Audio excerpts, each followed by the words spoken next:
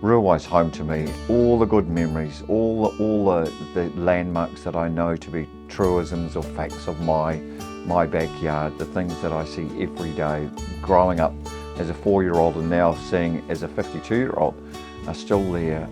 It is home to me, and I'd really struggle to be anywhere else. Hey team, welcome to Rurawai. This is Belmont Farm. This farm's been not only in my family but in many Rurawai families for about 150 years. So Belmont means beautiful mountain. You can see in the background there we've got a bit of a hill, a bit of a mountain. We call it a mountain up here in Northland, and that here has been iconic to this part of Rurawai and or New Zealand. And look, it's home to so many of us in Northland. It's part of the scenery. So welcome to Belmont. We've got 300 acres, mostly flat, a bit of rolling stuff, a lot of kakatea, native bush, nikau palms. Man, I'm so lucky to have this bit of paradise in my backyard. Relaxing for me is in the summer months, fishing. Absolutely love getting in a fishing boat. It's so cool. Going down to catching a few snapper with family and friends is absolutely awesome. We're very lucky here. There's a harbour just down the way. It's a detox, I think, is the way you call it nowadays, of farming and everything that's hard in the world. I'm that guy that decided he was going to go farming at 15 from high school, even though, as I said to so many of my mates before, I didn't know if I was good for it. I'd grown up in town, even though I'd wanted to do it since I was 4 years old. It was like, crikey, am I doing the right thing here? All my mates were townies. I hadn't been in the farm, the community all that much, but I knew that I loved it when I'd come up here on school holidays. And everyone had an opinion about what I was doing. And I thought, no, you know what? I'm going to do this. I'm going to swing the bat in life as hard as I can. And sometimes when I was younger, I remember thinking, man, I don't think I'm cut out for this. This is a lot harder. It's a lot more onerous than people have made out. And you know, I had the support of family, but you know, they're often saying, come back to the city. You know, you are a city boy after all. And man, I'm so grateful I stuck with it, because you know, here I am. I own a farm, and I couldn't be happier for it.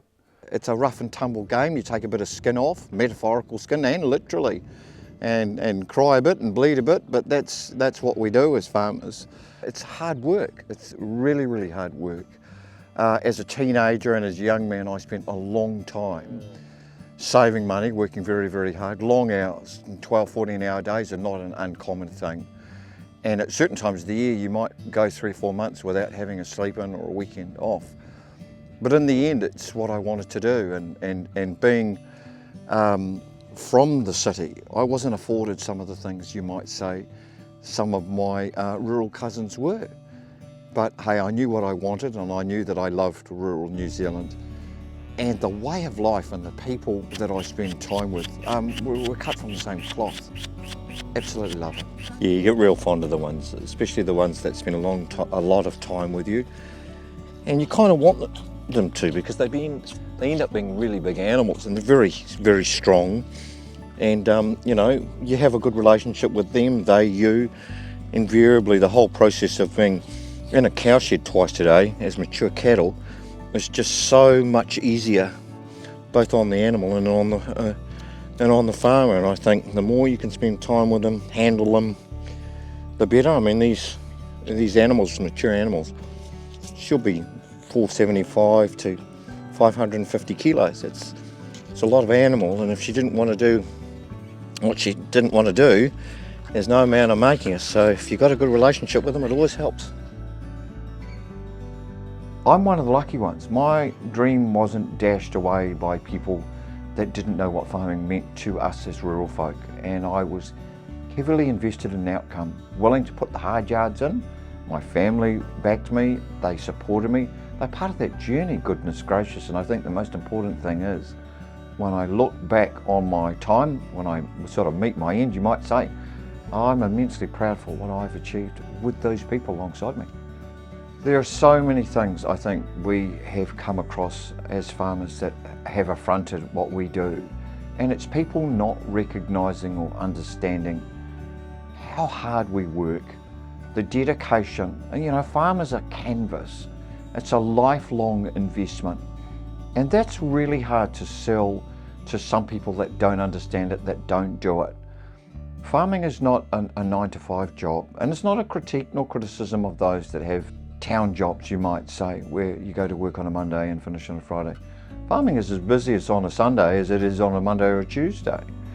And animals are forever wanting, and because we love animals and we work with animals, it's a 365-day-a-year job.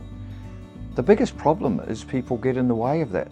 Farming's hard enough without people asserting change, without actually consulting the very people that it affects. And quite often that change comes out of Wellington. And I've got an old saying that you might have well heard, walk a mile in my moccasins before you start judging us. And I think that is the biggest problem. Too many people cast shadows of what we do without actually standing a day in the sunlight of our lives. That's the biggest problem. There are a lot of issues. There are issues to do with climate change, and you know, we hear all the time that you farmers are the biggest polluters. Gracious me, find the science that ameliorates that concern. Fresh water, where the degradation of all living things. What a nonsense. We've improved our practices every year upon year, decade upon decade, to be the most productive, I would argue, and the most efficient farmers in the world, and yet we hear it all the time. Now those on the left and perhaps some of our detractors all say that we don't know what we're doing. Well, how did we get to where we are? Through innovation and hard work, sheer hard work. Men and women who go out every day when so many choose not to, all weather, snow, sleet, you name it, the muck and the mire I call it, and there they are, they're willing to do a day's toil, sometimes 12 or 14 hours no less, to afford themselves a few spoils. Nonsense. It's mere pennies in many instances, just to make ends meet because they love what they do.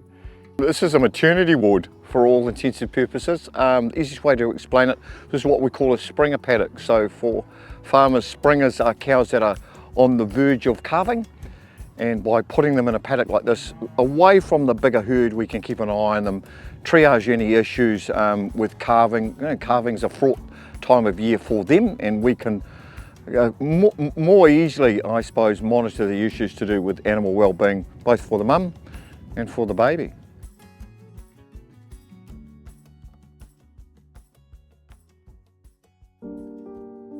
I didn't go to Parliament to become everyone's friend. I came there to say, you know what? It's not working for rural people. This is hurting them. It's hurting communities, it's hurting our kids, it's hurting families, it's creating mental health issues. There's a myriad of things.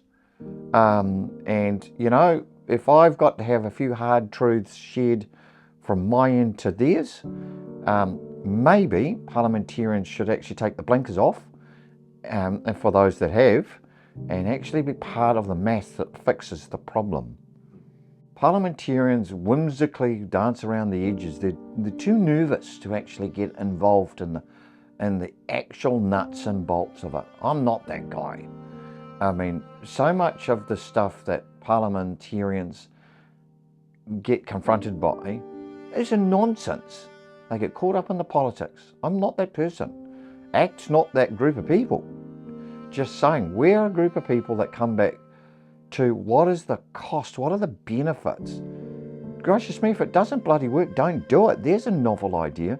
Let's talk to parliamentarians like that, and hopefully some of them will actually wake up and do their job. This is the problem.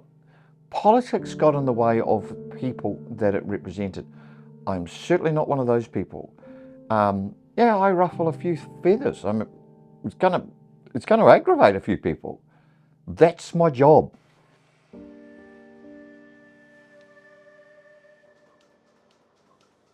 I believe in a couple of real fundamentals. I'm not more important than the next guy. They're not more important than the person beyond them. We're all equal here. We all want a fair run at the wicket. ACT resonated the things that are true to me, have been ever since I was a teenager. That I was no more important than the next, that we all deserved a fair shot at life. And it wasn't for people to tell us how to live our lives. That if we worked hard, you know, saved a few bucks, paid a bit of tax, then, you know, whatever we wanted, could be a home, could be a farm, could be a business, you know, we might get those opportunities afforded to us. Well, that's because we believed in what we were doing. And Act's principles were certainly those.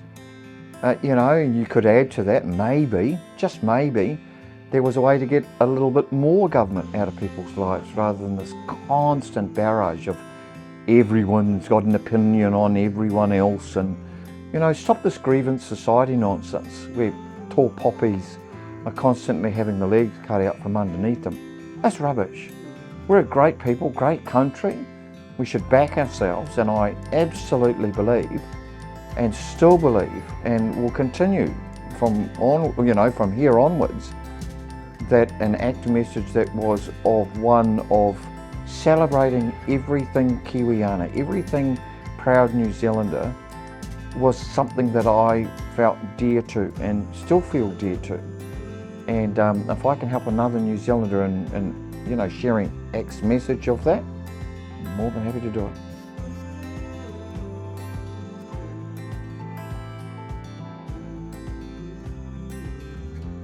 Parliament takes a lot of time out of your daily life, but it should.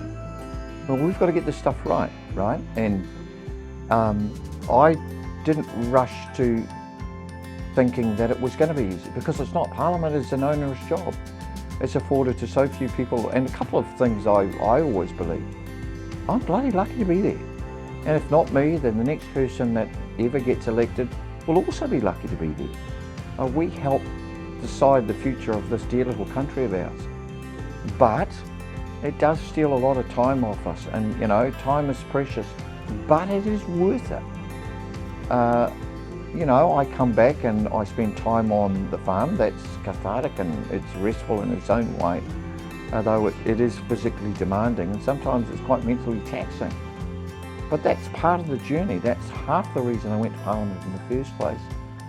You know, I think it's a fine balance that we have to find as parliamentarians between, you know, our former lives as people of Civvy Street, you might say, and what we do in Parliament. But I think this belief that somehow parliamentarians are special people is a nonsense. We're just people. We're just Kiwis. We got elected. We stood for something that we believe that so many people probably share in. And I don't think we're particularly important. I think we're just men and women that believe in something and we're willing to put our, you know, flag to our name. And hopefully we can make tomorrow a little bit better than today for a few people doing it. Most people know me as the guy from Northland, and only because I'm a guy that drives it in tractors and spends time on quad bikes, milks cows in a cowshed. I'm not particularly important. That's who I am. So legacy, I don't know. I just genuinely want to help my own community and what happens in my own backyard, and by virtue have other New Zealanders, and I think that's the most important thing.